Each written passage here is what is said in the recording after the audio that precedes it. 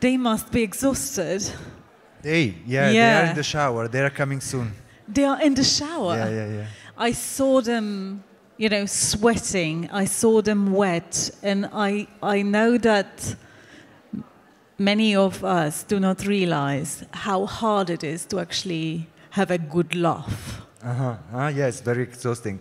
Actually, this is a piece from 2019, 18-19. So it was just before we were locked in our houses, which I didn't know at the time, of course not. I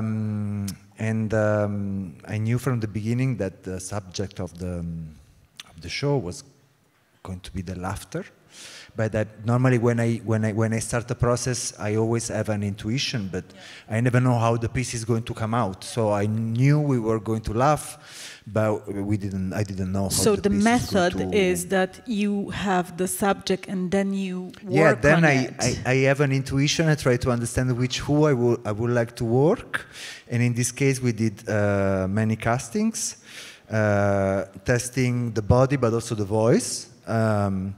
And then we started this journey together, just going into the studio and starting laughing together and trying to understand how to deal with that. But it was horrible because after 4 weeks of rehearsal, I didn't have 1 minute of choreography ready.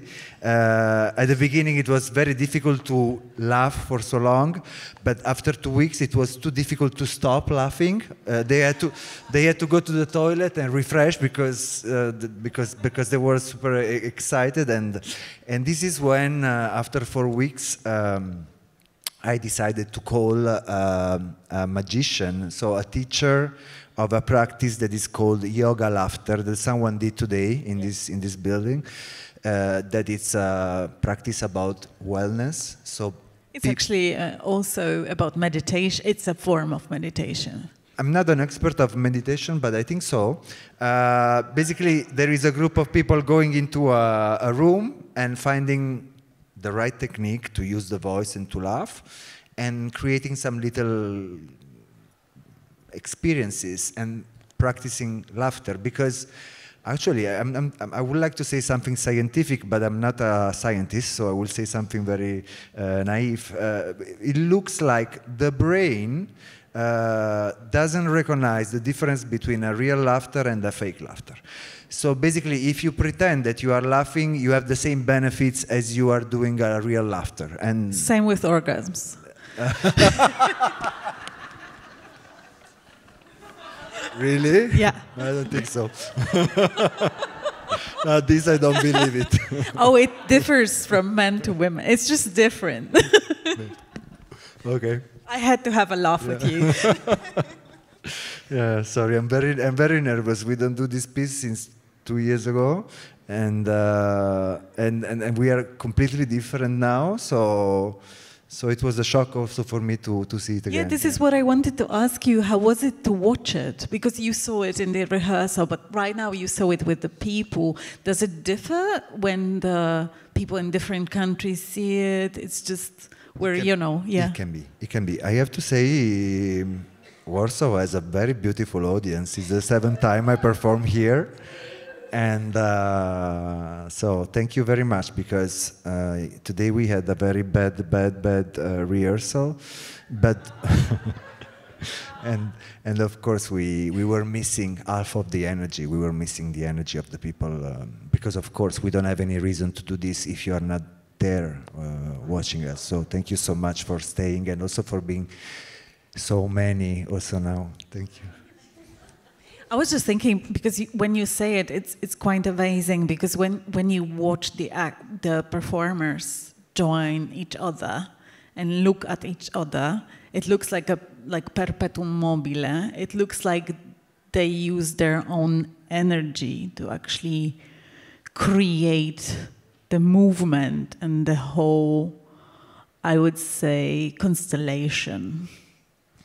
Actually, this is one of the best group I was working with in terms of, quality of the artists, but also in terms of fun that we had together and love that we share to each others. And yeah, at the beginning we tried to approach this laughter in a positive way. So we have some secret messages that are going around the group, so when they start using, it's like this laughter becomes a secret language at the beginning to say I love you in a way, you know? And so we use this energy to go together. But then there was a moment that the piece became so dark and so violent also.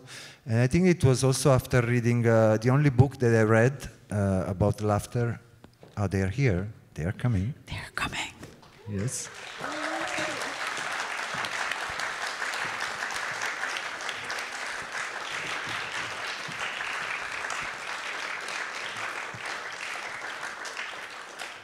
That's it for now. The others are still in the showers. Taking turns in the shower. Can you introduce us? Do you want to say your names? Not because I don't remember them. Do you want to say something, or you just want to sit? Roberta, nice to meet you. Leon, nice to meet you. Gianmaria, nice to meet you.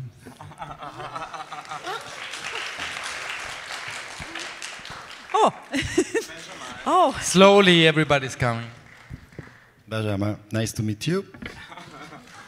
Are there any? No. Okay. We're practicing this. Oh, yeah.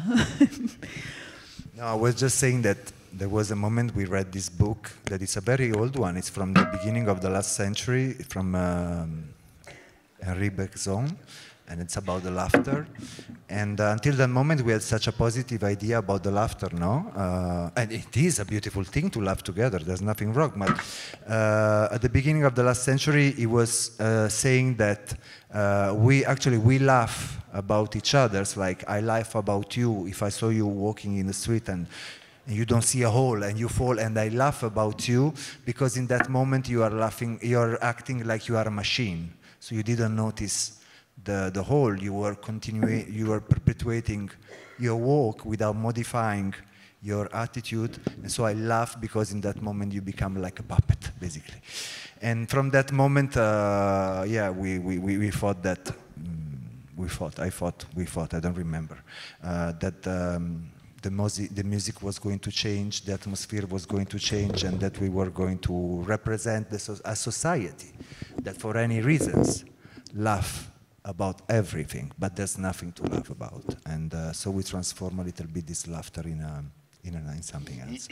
I just realized watching it and watching people watch it, because that was part of my experience as watching the people watch it. And then I realized how excluding, like how cruel this experience can be, like when you don't know the joke and you're not the part of the group, when when somebody laughs at you, when you're a laughing stock, when you're drunk and you're laughing so hard that you start crying, that there's so many connotations, there are so many layers to the laugh that we don't actually see. We don't do this anatomical study of the laugh that you've just done.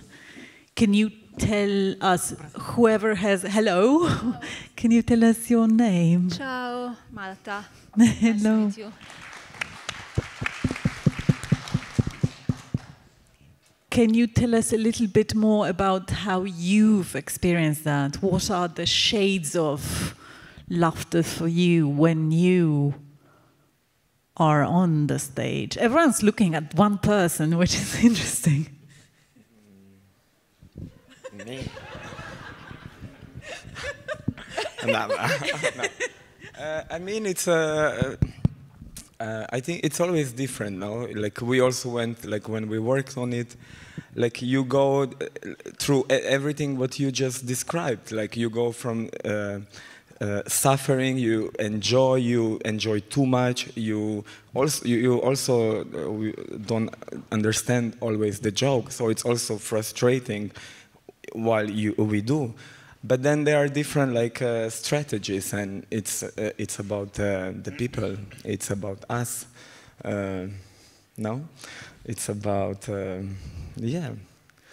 So it's actually like everything you described. It was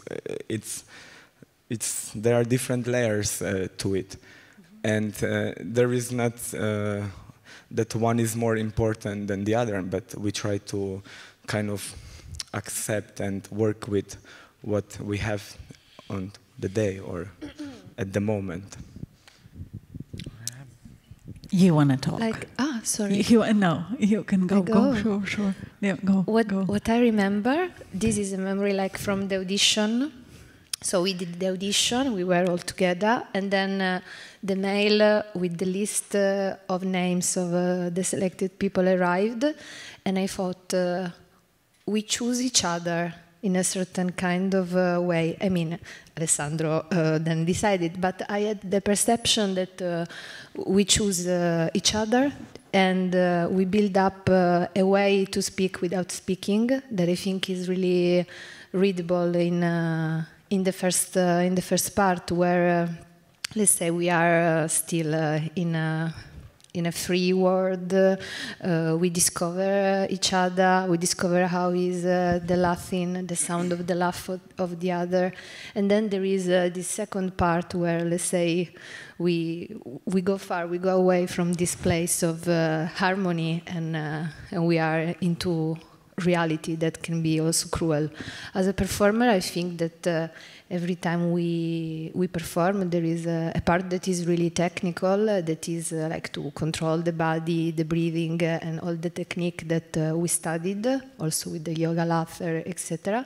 And then there is this listening. So you listen what is happening inside the group and also outside. Yeah, I think what you describe about being involved or being a spectator happen also in the process, how not equal we are for this access of laughing, or for some people they go, and for me, for example, it took ages and it was really like, wow. What took ages? Ages to laugh, to be able to just find this technique to be able to laugh, because and then it's a whole question about yourself, you know, how you perceive yourself and so this question of access, it's really, but at the same time, as hard it is, as easy it is, because it's communicative also. It's like fear, or it's like this emotion that transpose. So the technique is more like how to also maintain this constant regeneration of laughing, that the laugh of someone, and to not get out of this. So you actually mirror each other? Do you take energy from somebody else's laughter? Absolutely, yeah. So yes.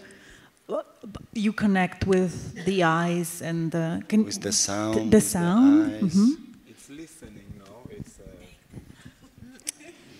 We are listening a lot. No. So because when you describe the work.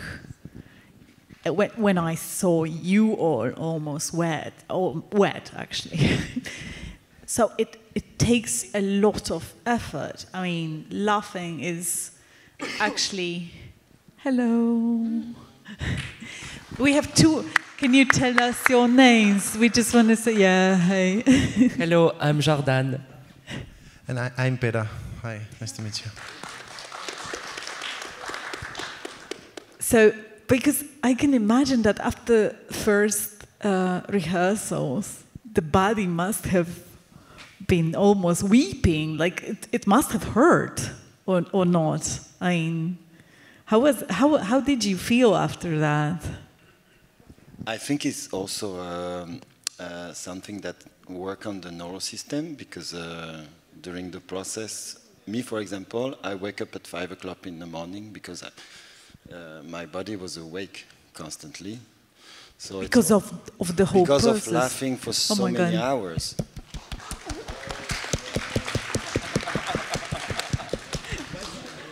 Oh, hi. Hello, everyone. My name is Cian McCONN. I'm from Ireland. Is that important?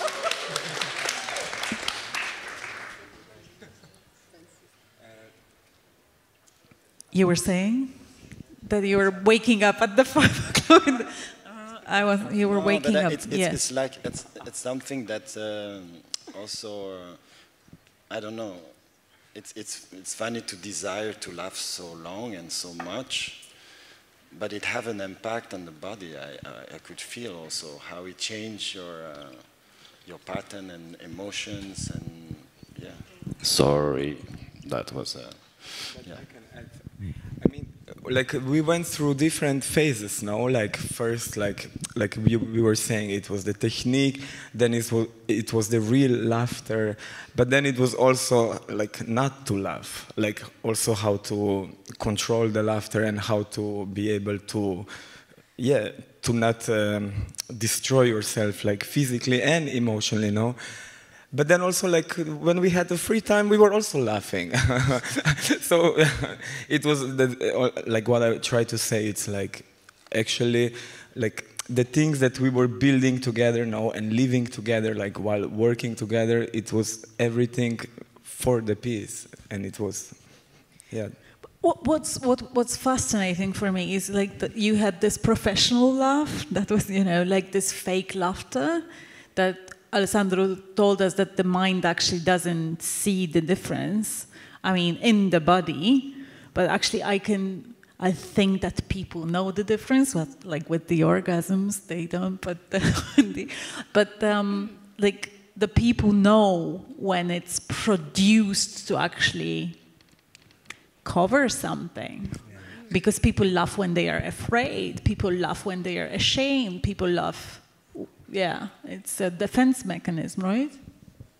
I mean, it was very complicated. I mean, I don't want to complain about my job because I'm very lucky. I'm a privileged person. So, but it was quite complicated to manage this material because it has to do with feelings. And it's true that when it's fake laughter, you recognize it, and when it's a real laughter, you recognize it as well.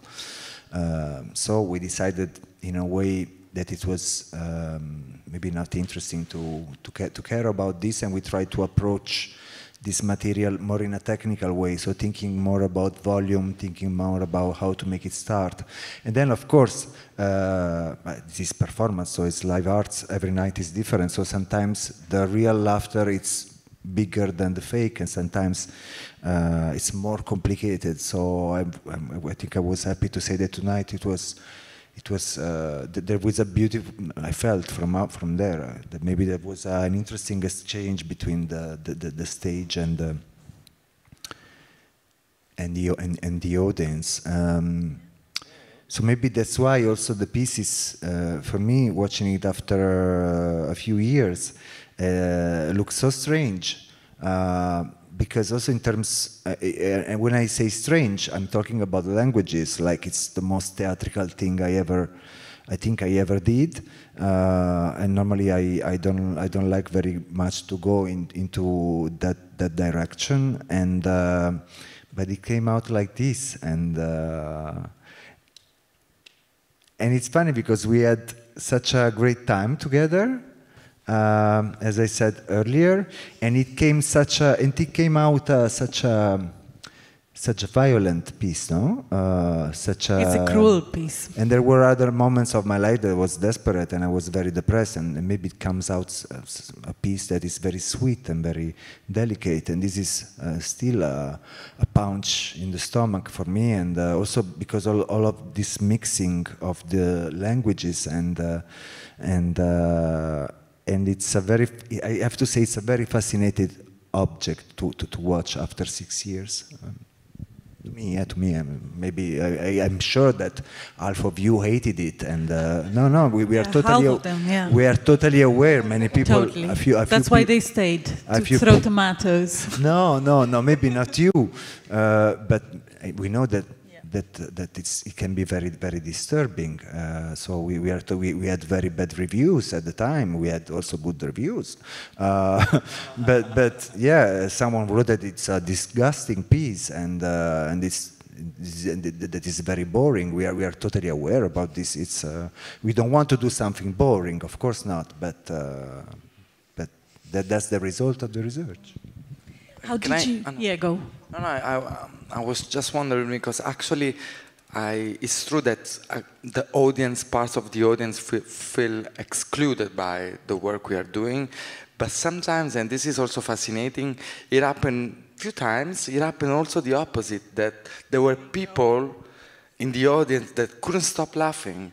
And that affects also the show, also the timing, because we didn't know what to do, because people were still laughing, especially in some moments where, you know, laughter is really at the center. It was very, very, very strange. So yes, of course they felt excluded, but sometimes they were maybe even too much included. Exactly. Engaged. Exactly. And that, of course, affects also our presence on the stage. So how was today? How did you feel? How was the exchange? Because the empathy is really important in Alessandro's work. So how did you guys feel? How was the energy between you? How did you feel that? Me personally, I felt a lot of attention, a lot of tension from the audience.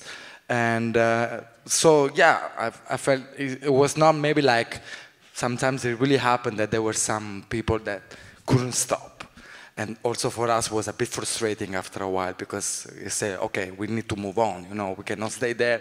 But yeah, no, I felt, and then I don't know, maybe they will ask questions about it, but I felt a lot of energy and attention, and also, yeah, that's watching a mysterious object. I felt this kind of viewing, but not judging or no, I don't know, tension in a bad way.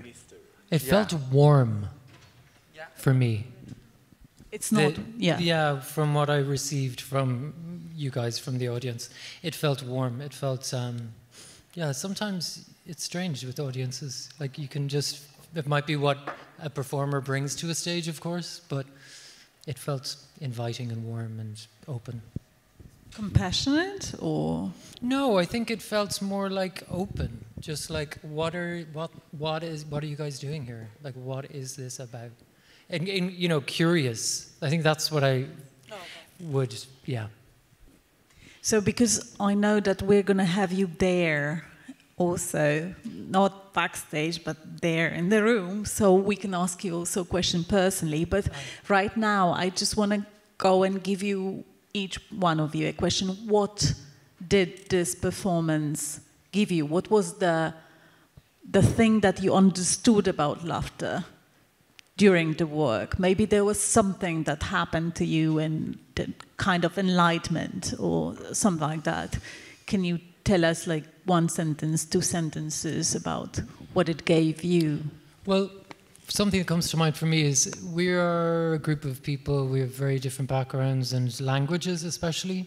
So in the situation, and this goes back to when Alessandro, we had a really interesting kind of process with auditions as well. And in a case where I may not have shared language with someone, the simple fact of being able to laugh at something very universal and very, even out of discomfort, for example, not knowing each other, doing some silly exercise together, being physical, being intimate with each other and not being wholly comfortable. This is something that I found with laughter, that it's so, it connects us, right? I mean, it's obvious, but especially with this piece and really going deep into the mechanics of laughter, that you can always kind of find a way with someone. Can we pass the question on? Sure. For me, it was more like a personal change, because before doing this show, I was not laughing in my life, but not because I was sad, because laughing was not part of my persona. It was kind of like always ironic on the corner, and you know. And then because of the thank you to this piece, I rediscovered laughter in my life, and now I have to say that it's a big part of my life. Life-changing experience. Yes. Amazing. I would say it's the importance of the group, because it's for certain people it has been a journey, and sometimes it was very hard. But thanks to the group, we are always supported, and we are always helping each other. It's very tender the relationship that we have. So it was for me, very significant that thanks to the group, we can always remain together and go together with a lot of love towards the same direction. And for me, that was the most important, because it's the pleasure of being together and doing a show together is still here, and it has always been here, and it will always be there. So I'm very happy about that. Personally, I learned that laughing together is the best way to know each other. I have already.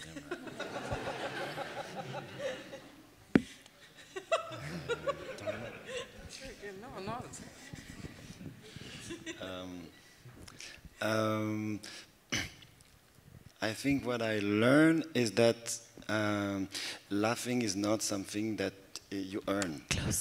It's something that you experience. So I came here and I thought like, but what is my laughter? Like how I laugh? But actually, it's not. There's no ownership. So it's just something that you experiment and you connect with. And that was also a very nice liberation. And also, second thing, that laughter and crying, it's really like... so close to each other. Very, very close. It's the same muscles as well, yeah, right? but it's also, maybe the different reason, but it's also the same mechanism. So when you have access to one, you have access to the other. And it's, it's also like a very beautiful, discovery. I want the mic. No, first of all, actually, through this work, I learned the profession, because really, literally, this work changed my life in a way. Because I was the baby and I met this huge and great professionist, and I was very like, oh my God. Yeah, but with some years more, but it's okay. And so for me it was really, really exciting to work with these people and learning from them. So I really learned the profession, first of all, and I'm still doing it with them. And then, for me it was, I also realized that, through laughter, through crying, but in general, through working like this and also going through this kind of process, that was a long process with highs and lows, and I really also realized that what matters for me in the work are the encounters. And so everything else, it's important, but what matters really are the encounters and the empathy that these encounters can create, and laughter can be maybe the best strategy. Yes. No, so for me personally, like, for me it's different than, for example, what Pere was saying. Like, I was laughing a lot in my life, but usually I was always critiqued by it. So I had to, because I was very loud, and people were like, don't laugh so loud. So for me it was other way around. Like, it was more like about listening, the group, and but then also listening to myself and to accept the different tones and volumes of the laughter, no? So it's something about the acceptance and the encounters that you were saying, because it's a learning process, and that's it. So about encounters, first of all, through this work, I met some persons that became friends. So some of them are really friends for me, and I keep on working also with some of them out of this piece. Then, this was the first piece where I used the voice. I've never used the voice before, so it was revelating, and was even more revelating how can be inspiring and revelating again the capacity to stay in the here and now and embrace the changement, let's say. Before you're going to say something, I want to say something to you. For me, it was a revelation and kind of like enlightenment that actually a mouth is also a dancing organism. Like the face, that it can dance, like it's the part of the body. I'd never actually experienced that before. And here I had this, okay, so this is actually included. It's not about feelings, but actually about the mouth itself. So I thought about the same when they started smiling tonight, yeah. So thank you. So what was it for you? Can I give you two more context? It's just amazing because it's also, we were, in a way, we're a laughing society in Poland, but for example, it's different from for men and women. Like my grandma used to say to me, like, this is not an elegant laugh. The women cannot laugh this loud. It's not, you know, that you have to actually restrain yourself, that you have to close yourself, you have to stop yourself from expressing something. And here we had this expression. So one of the things that actually came to me as well, how natural way of expressing yourself the laughter is, and how much you can actually express yourself with different kinds of laughter. You can be like a frog, you can be, you know, like a diva, you can be, there are so many kinds of laughter. So also that was a kind of discovery. Just wanted to share, sort of. Yeah, what was interesting also in this piece, like other of my pieces, that I don't like. I try always not to think directly in terms of gender. Like I hate when I feel obliged to balance the gender in my performances. Like in this case, I loved that. I really wanted to work with people and only with these people. So we were talking about the fact that we had only 2 girls in the group and many boys. So in a way, we structured the piece to trying to avoid to underline the fact that, because I really also like when the gender is unbalanced in a way. I did pieces only with girls, and so we never thought about this, but of course, because we decided to find strategies to go somewhere else. And I don't know, honestly, what I learned about laughter.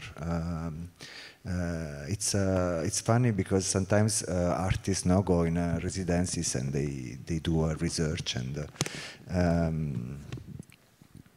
there is no one that comes and says, I didn't find anything. No, artists are always finding something. I think that in terms of laughter, I didn't find anything, honestly. No, honestly. But I learned so many other things from the experience and from this group of beautiful people, yes. Yeah. So how about the talk there later? Will you be keen to open to ask some questions when we're going to go there? Like you are asking me if we want to talk with you? With yes, people, sure. Of course. Normally we talk with people. Because sometimes people don't, you know. No, we like to talk with people. Yeah. So this is one thing. And I have this experiment that I want to propose to the public. Maybe I just came up with this. Maybe it's a terrible idea. But instead of clapping, maybe we're going to laugh with them. So let's thank them. Warsaw, let's thank them with the laugh, okay? 1, 2, 3, go.